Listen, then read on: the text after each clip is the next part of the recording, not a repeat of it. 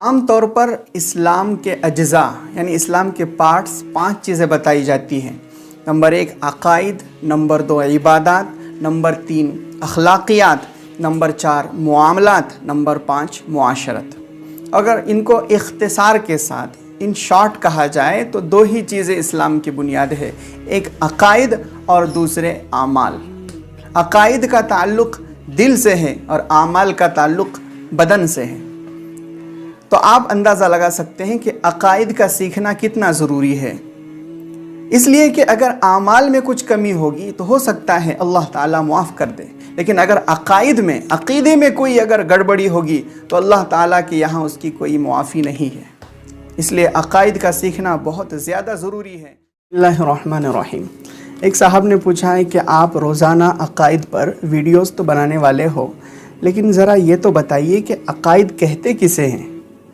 تو سنیے کہ عقائد یہ عقیدے کی جمع ہے۔ اور عقیدہ کسے کہتے ہیں؟ عقیدہ دین سے متعلق اس بات کو کہتے ہیں جو دل میں خوب جم جائے کہ اس کے خلاف کہنے، سوچنے یا عمل کرنے کی ہمت بھی نہ ہو، اور اس کے خلاف سننے یا دیکھنے سے دل پر چوٹ کی سی لگ جائے۔ دیکھیے، عقیدہ یہ اچھی بات کا بھی ہو سکتا ہے اور بری بات کا بھی ہو سکتا ہے۔ عقائد کے بارے میں سب سے مشہور اور مقبول کتاب ہے عقیدۃ الطحاوی۔ امام طحاوی رحمۃ اللہ علیہ نے اس میں عقیدوں کو ذکر کیا ہے۔ سب سے پہلا عقیدہ امام طحاوی نے ذکر کیا ہے ان اللہ تعالی واحد لا شریک لہ، کہ اللہ تعالیٰ اکیلے ہے، ان کا کوئی شریک نہیں۔ اس عقیدے میں امام طحاوی نے توحید کو ذکر کیا ہے۔ آدم علیہ السلام سے لے کر منو سے لے کر نبی آخر الزمان محمد الرسول اللہ صلی اللہ علیہ وسلم، سب نبیوں نے اسی کی دعوت سب سے پہلے اپنی قوم کو دی۔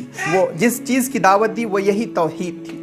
اس لیے جب بچہ بولنا سیکھتا ہے تو احادیث میں آتا ہے کہ اسے سب سے پہلے کلمہ طیبہ یعنی لا الہ الا اللہ محمد الرسول اللہ معنی کے ساتھ یاد کرایا جائے۔ لا الہ الا اللہ، کہ نہیں ہے کوئی معبود سوائے اللہ تعالیٰ کے، محمد الرسول اللہ، اور محمد صلی اللہ علیہ وسلم اللہ کے رسول ہیں۔ توحید یعنی اللہ تعالیٰ کو ایک ماننا۔ اس توحید کی 3 قسمیں ہیں۔ نمبر 1 توحید فی الالوہیت، نمبر 2 توحید فی الربوبیت، نمبر 3 توحید فی الصفات۔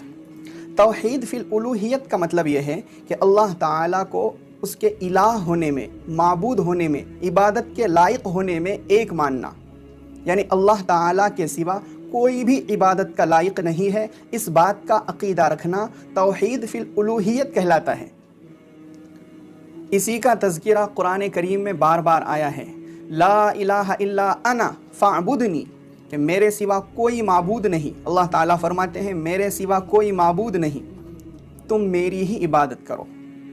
دوسری توحید ہے توحید فی الربوبیت۔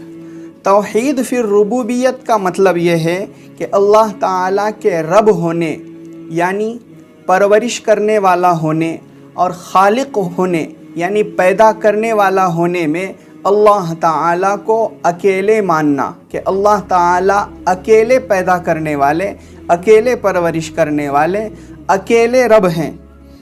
ہر چیز کو پیدا کرنے والے ایک اللہ تعالیٰ ہی ہیں۔ ساری کائنات اپنے پیدا ہونے میں اللہ تعالیٰ کے محتاج ہیں، اور اللہ تعالیٰ کسی بھی چیز کو پیدا کرنے میں کسی چیز کے بھی محتاج نہیں ہیں۔ کوئی بھی چیز اللہ کے حکم کے بغیر پیدا نہیں ہو سکتی۔ یہ ہے توحید فی الربوبیت۔ توحید فی الصفات۔ توحید فی الصفات یہ توحید کی تیسری قسم ہے، اور توحید فی الصفات اسے کہا جاتا ہے کہ اللہ تعالیٰ کو اس کی صفات میں اکیلے ماننا، کہ اللہ تعالیٰ اپنی صفات میں تنہا ہیں، ان کے جیسا کوئی نہیں ہے۔ اللہ تعالیٰ قرآن پاک میں فرماتے ہیں لیس کمثلہ شیء، کہ اللہ تعالیٰ کی طرح نہ کوئی ذات میں اس کے مثل ہے، نہ کوئی صفات میں۔ کچھ صفتیں ایسی ہیں جو ہمارے اندر بھی پائی جاتی ہیں، جیسے اللہ تعالیٰ سمیع ہے، سننے والے ہیں اور ہم بھی سنتے ہیں۔ اللہ تعالیٰ بصیر ہے، دیکھنے والے ہیں اور ہم بھی دیکھتے ہیں۔ لیکن وَهُوَ سَمِيعٌ لَا كَسَمْعِنَا، وہ سننے والے ہیں لیکن ہماری طرح نہیں، وہ دیکھنے والے ہیں لیکن ہماری طرح نہیں۔ ان کی صفتیں ہماری صفات سے بہت زیادہ الگ ہیں۔ اس بات کا یقین رکھنا، عقیدہ رکھنا، یہ توحید فی الصفات کہلاتا ہے۔